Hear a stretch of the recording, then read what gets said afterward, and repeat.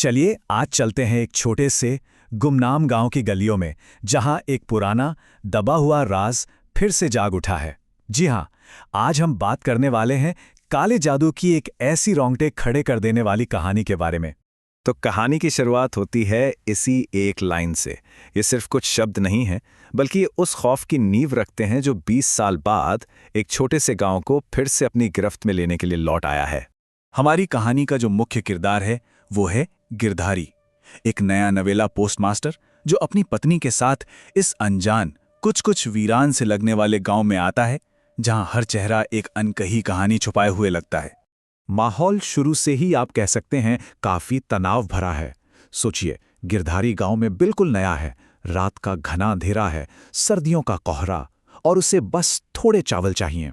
इसी जरूरत में वो एक अकेली रोशनी की तरफ खींचा चला जाता है जो एक पुरानी दुकान में जल रही लालटेन की है। और यहीं पे चीजें थोड़ी अजीब होने लगती हैं। उस डरावने माहौल में उसे एक बूढ़ा दुकानदार मिलता है, नाम है कालीचरण, और उसके चेहरे पर एक बहुत ही अजीब मीठी सी मुस्कान है। मतलब वो मुस्कान ऐसी है जो किसी को भी बेचैन कर दे। अब होता ये है कि कालीचरण गिरधारी से एक मिट्टी के घड़े को हटाने के लिए कहता है। गिरधारी, जिसे इस बात का कोई अंदाजा नहीं है कि वो क्या करने जा रहा है, बस लापरवाही में पैर से उसे धकेल देता है और वो टूट जाता है। और उस टूटे हुए घड़े से क्या निकलता है? सूखी हड्डियां और मुरझाए हुए फूल। एक छोटी सी गलती जिसके भयानक नतीजे पूरे गांव को भुगतने पड़ेंगे। और ठीक जैसे ही गिरधारी दुकान से बाहर निकलता है, उसकी नज़र एक ऐसी चीज पर पड़ती है जो उसे अंदर तक हिला देती है। लालटेन की उस धीमी रोशनी में कालीचरण की परछाई जमीन पर बहुत ही ज्यादा लंबी और डरावनी दिख रही थी। ये पहला साफ इशारा था कि यहां कुछ बहुत बहुत ज्यादा गड़बड़ है। तो अब अगली सुबह हो चुकी है।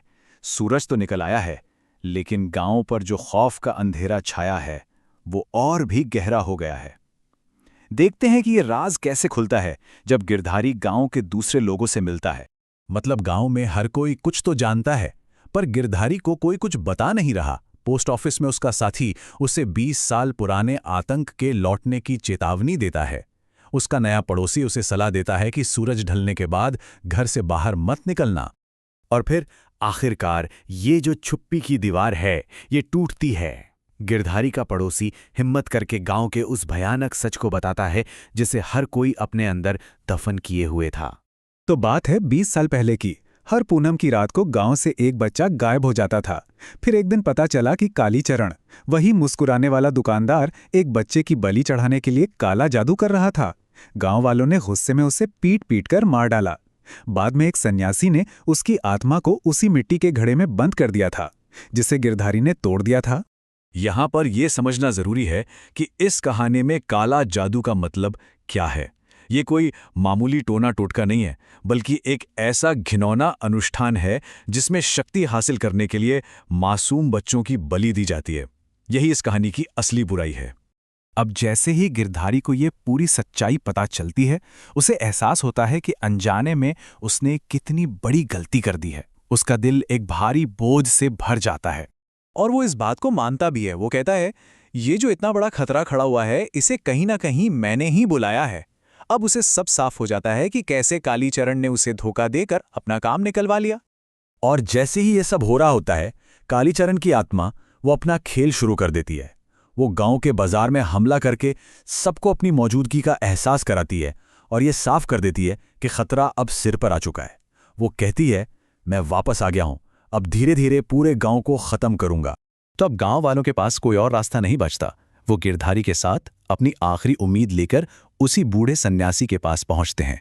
तो अब स्टेज सेट हो चुका है एक आखिरी लड़ाई के लिए।